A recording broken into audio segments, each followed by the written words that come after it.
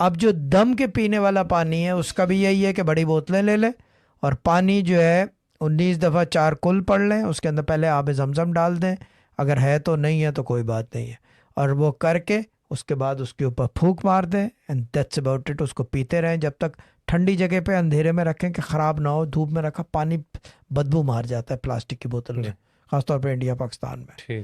تو یہ کریں اینڈ دیٹس اباؤٹ اٹ. اس کو پیتے رہیں, جس کو پلانا ہے پلاؤ, پانی ہے کل پڑا ہوا, پورے گھر کو پلاؤ.